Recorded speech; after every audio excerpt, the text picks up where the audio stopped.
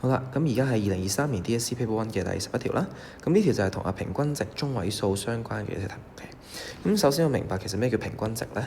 今次咧佢就話要計呢個計數機嘅數目啦。咁平均值咧其實就會係你計數機嘅總數目啦，再除翻我總學生嘅人數。咁樣點樣揾到個總計數機嘅數目啊？你有8個同學仔，有1部機，咁自然就係1乘8啦。咁有5個同學仔有2部 Cal 機，咁所以就係2乘5啦。咁同樣地下邊係3n 同埋4乘1啦。咁再將所有嘅數字加埋一齊，就係我哋計數機嘅總數目啦。咁學生嘅總人數自然就係將所有數字加埋一齊啦。咁樣再將呢個方程解咗之後咧，就會得到其實 n 係等於6嘅。咁我哋將呢個數字變做6啦。咁而家佢就話知道咗個總人數係等於20啦。咁而家 part A 咧係就想揾個中位數、4分位數間距同埋個方差啦。咁其實中位數就係你嘅 Q2，咁4分位數間距咧就係個上4分位數減翻下4分位數 Q3 減 Q1啦。咁我自己嘅方法咧就會將呢20個人咧其實平均分做10個人。咁呢10個人平均又可以分做5個同埋5個啦。咁而家10個同10個中間嘅就係第10個數字同埋第11個數字加埋一齊除以咧，就叫做 Q2 啦。咁喺第5個數字同埋第6個數字之間嘅咧就叫做 Q1，而第15同埋16之間咧就叫做 Q3 啦。咁所以可以計一計啦，第10個數字同埋第11個數字，首先頭8個數字都係1啦，咁之後個5個數字都係2，咁自然第10個同埋第11個數字都會係2啦。咁所以將2加2再除2就會得到個中位數 Q2 就會係2啦。咁同樣地用翻同樣嘅方法，我想要第5個數字同埋第6個數字加埋一齊除2啊嘛。咁由於頭8個數字都已經係1啦，咁自然 Q1 上4分位數一定會係1啦。咁而下4分位數咧就係第15同埋第16個數字。咁頭13個係1同埋2啦。咁啊呢度加多6個數字，13加6就係19。咁所以15、16咧都會係3嘅。所以我哋 Q3 咧就係3加3再除2，就自然會係3啦。而我哋4分位數間距咧就會係 Q3 再減翻 Q1，咁就係3減1就得到呢個2啦。咁方差嘅話咧，通常就直接用翻 Cal 機去計啦。咁首先我哋就要用翻 Mode 4啦，用翻個 SD Mode 嘅。咁通常都會計翻一個 Shift 91去清翻啲 data 啦。咁記住唔好 Shift 93啊，Shift 93啲 program 就冇晒㗎啦。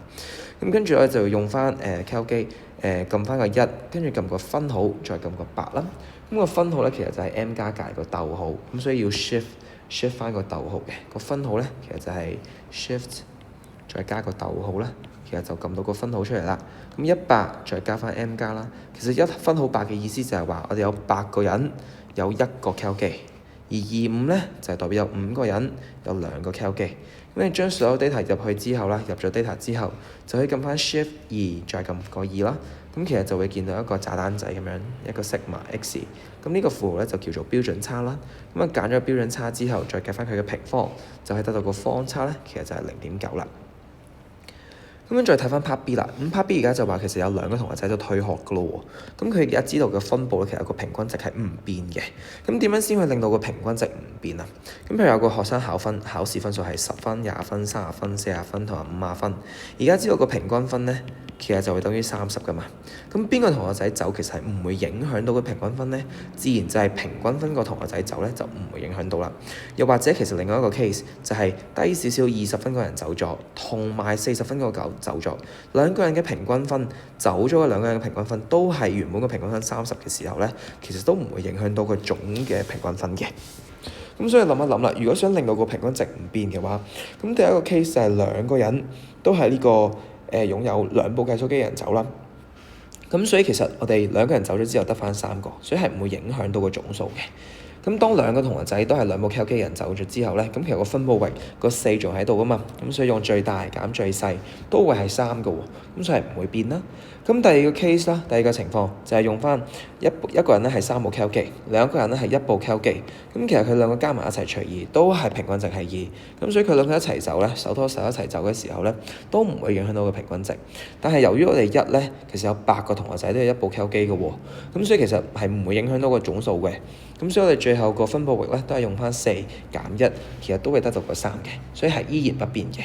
咁我哋係同意啦，因為我哋咁其實個分佈域咧係唔會因為2個同學仔退學而改變嘅，因為無論點樣都唔會喐到呢個4，因為冇人同佢係 friend 啊，除非你係有0部0加4先會 balance 到呢個2啦，係啦。